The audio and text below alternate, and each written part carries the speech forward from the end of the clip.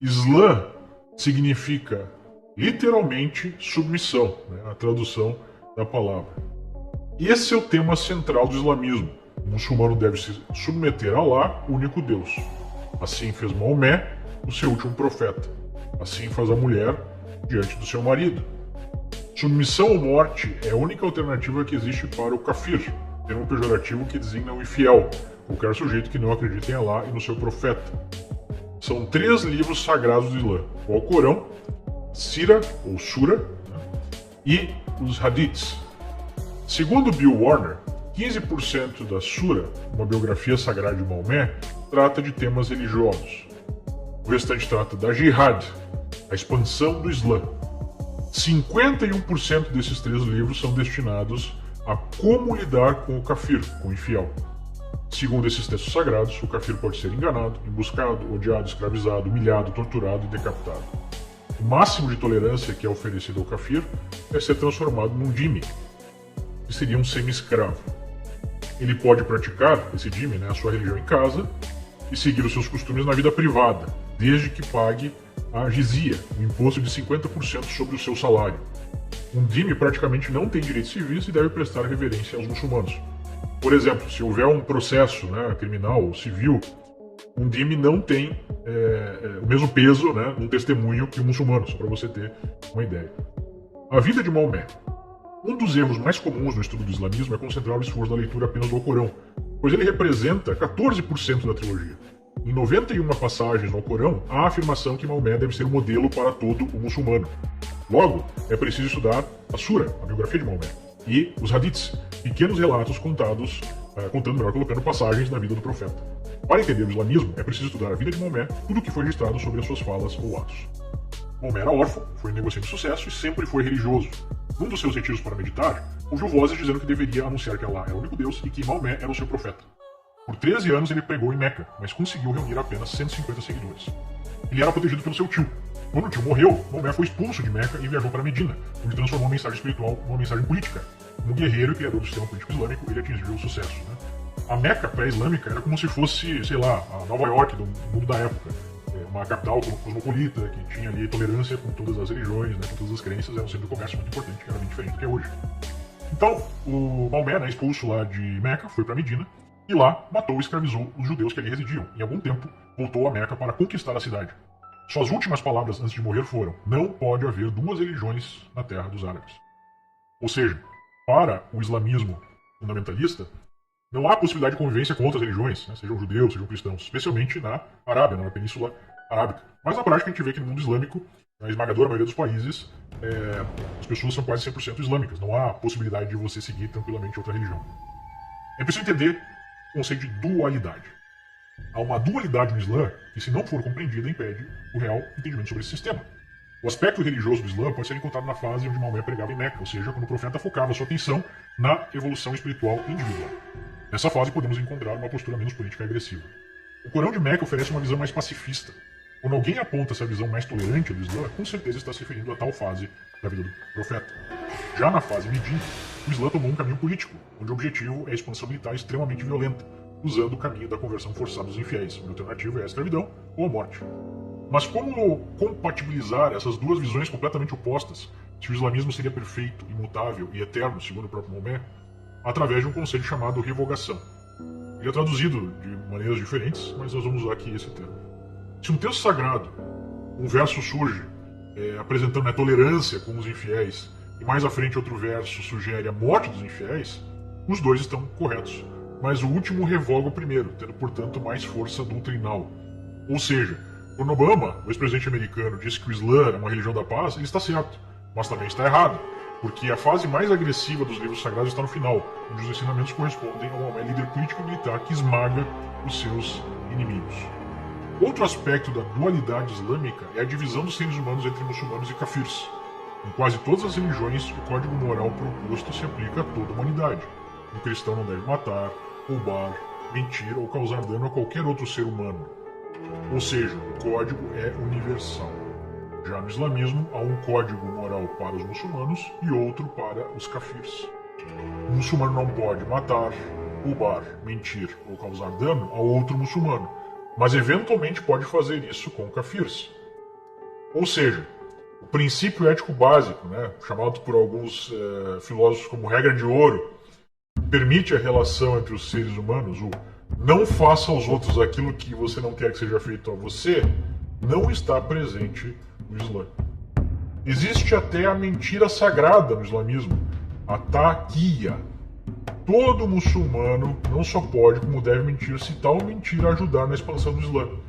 Maomé conquistou Meca exatamente dessa forma. Ele assinou o Tratado de Hudaybiyah, prevendo 10 anos de paz entre Medina e Meca. Por 2 anos, Maomé construiu seu exército e atacou Meca de maneira sorrateira, conquistando a cidade em menos de 24 horas, pois Meca não tinha defesas preparadas, acreditando no cumprimento do tratado. É preciso entender também no islamismo o conceito de jihad e como ele sugere a impossibilidade da paz. A jihad não é apenas uma guerra sagrada, mas o princípio que norteia a vida de todo muçulmano. É o esforço militar, econômico, político e intelectual para expandir o Islã. Desde a sua fundação, marcada pela entrada de Maomé em Medina, o islamismo está em expansão. De fato, hoje mesmo é a religião que mais cresce no mundo. Só houve 2 oportunidades na história onde o Islã regrediu: na Reconquista Espanhola, que culminou com a expulsão dos muçulmanos em 1492, da Península Ibérica, e na vitória sobre os otomanos em Viena, em 1683.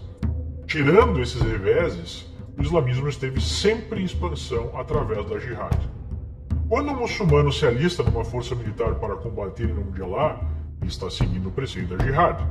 Quando ele ataca um kafir com uma faca, com uma arma, ele está praticando a jihad.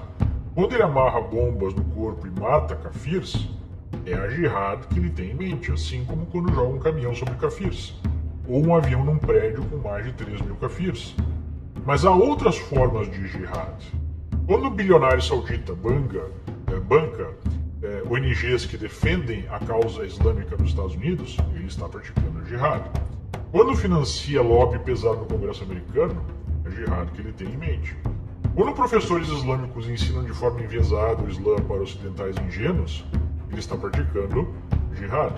Quando muçulmanos praticam a zakat, equivalente ao dízimo cristão, e tais recursos são destinados a viúvas de homens-bomba, ele está praticando a jihad. Para constar, a zakat só pode ser usada para beneficiar muçulmanos. Enfim, o objetivo da jihad é a dominação mundial.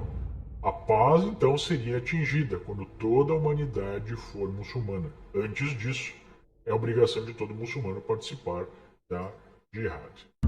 Alguns defensores do islamismo sugerem que o termo jihad é mal compreendido, pois ele representaria uma luta interior e não exterior.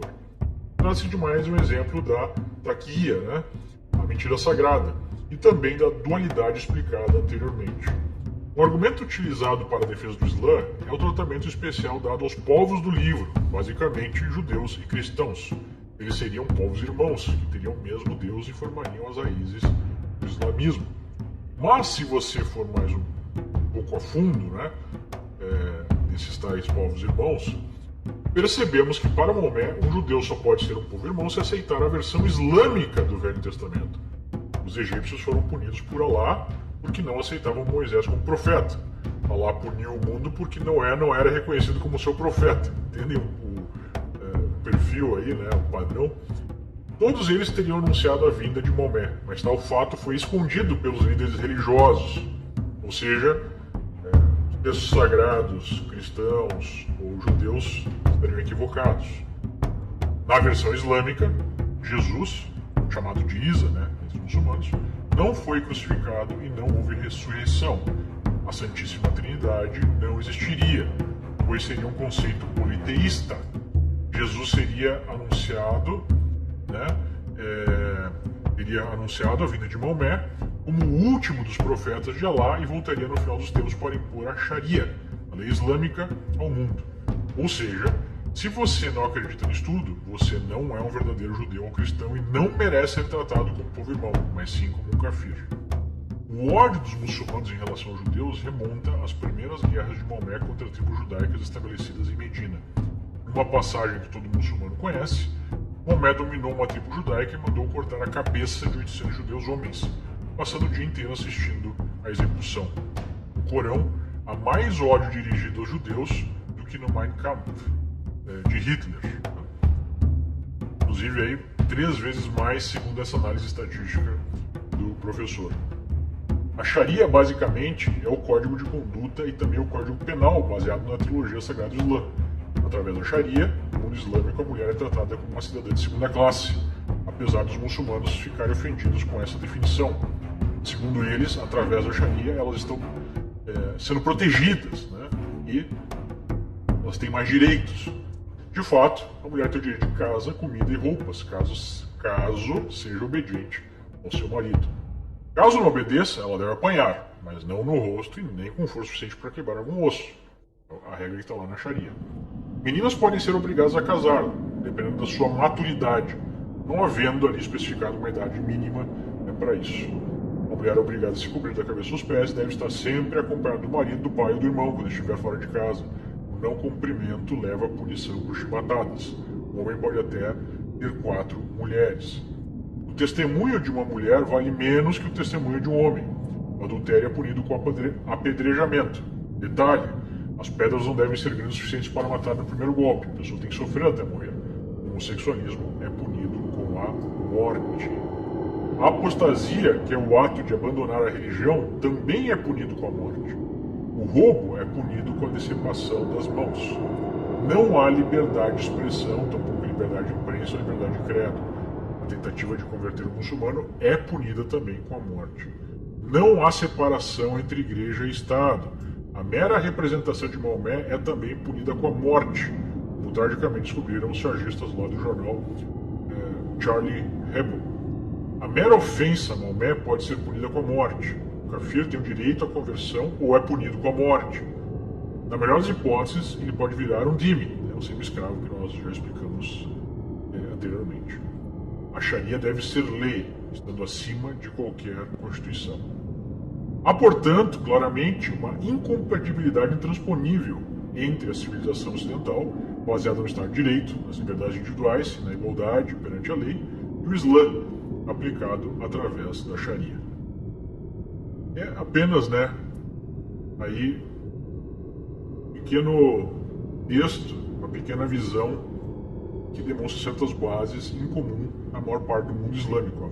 Há várias divisões internas dentro do islamismo, mas, de uma maneira geral, essas são as linhas das crenças principais. Espero ter ajudado aí numa melhor compreensão sobre o que é o Islã.